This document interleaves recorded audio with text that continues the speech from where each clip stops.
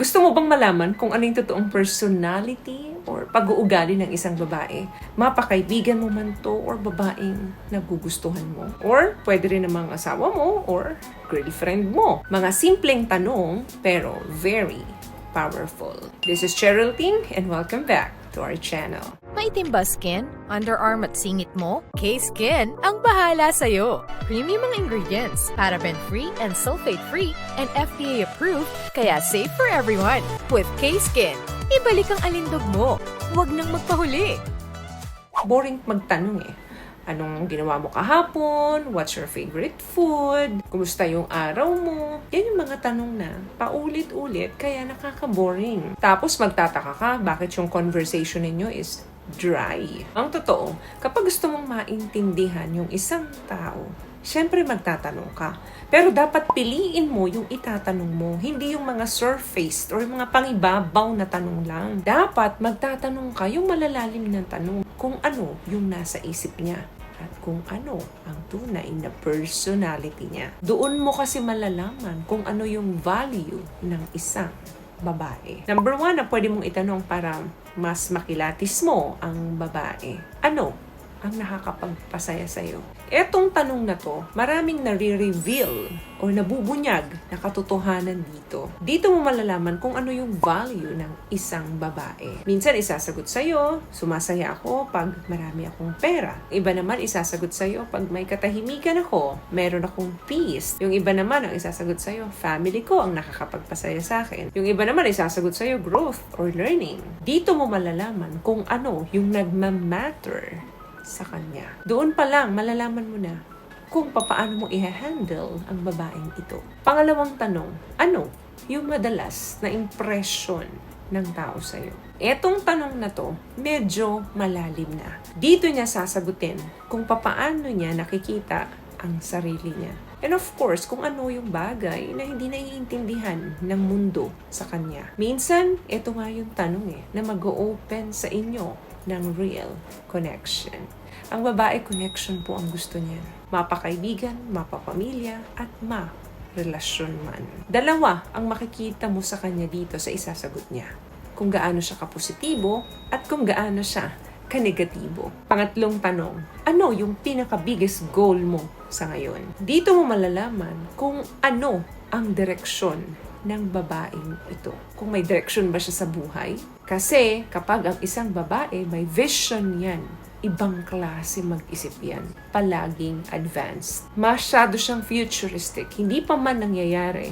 May plano na agad siya kung sakaling mangyari ito. Alam niya kung ano yung focus niya, alam niya kung ano yung intentions niya, at alam niya kung saan siya papunta. Doon mo malalaman yung klase ng mindset niya sa pamamagitan kung ano yung ambition niya. Sunod na itanong mo sa kanya, ano ang batayan ng respeto sa'yo sa isang relasyon? Pansin nyo, lahat tayo pinag-uusapan natin yung love sa relationship. Gaano mo ko kamahal? Hanggang saan mo ko ipaglalaban? Puro ganon ang laging usapan sa relasyon. Pero hindi na pag-uusapan madalas ang respeto. Yung isasagot niya sa'yo dito, dun mo malalaman kung ano yung standards niya, kung ano yung expectations niya, at kung paano niya nakikita between the two of you yung connection.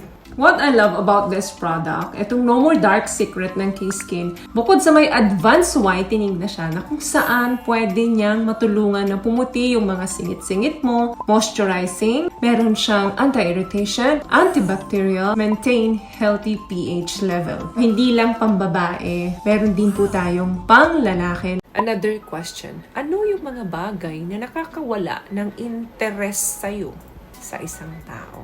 Kumbaga, ano yung nakaka-turn off? Dito, sa tanong na to, mabibigyan ka ng heads up doon sa isasagot niya. Mabibigyan ka ng clarity because it reveals her boundaries and limitations. Ano yung ayaw niya? Ano ba yung madalas na napupuna niya sa isang tao? At ano ba yung mga bagay na hindi niya pwedeng i-tolerate sa isang tao or sa isang situation? Dito, makikita mo kung gaano ka mature ang isang babae. Another thing na dapat na itanong mo sa kanya, ano yung isang bagay na natutunan mo or nagkaroon ng lesson sa buhay mo na nangyari sa'yo? Dito mo makikita kung ano na or gaano na kalayo ang experience ng isang babae. Kung ano na yung mga natutunan niya, kung nag-grow na ba siya doon sa mga naging experience niya. Kung ano na ba yung mga pain na dinanas niya sa buhay. Ang pain po kasi, dyan mo matututunan ang mga bagay na hindi mo matututunan sa comfort zone mo. Dito mo makikita kung papaano niya i-handle yung mga struggle niya.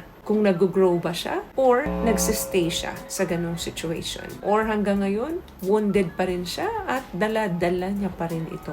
Dito mo malalaman kung gaano kalalim ang emosyon ng isang babae. Mahalaga kasi ang emotional intelligence sa isang tao. Another thing, tanungin mo rin sa kanya kung ano ba yung mahalaga sa kanya. Effort, loyalty, and honesty.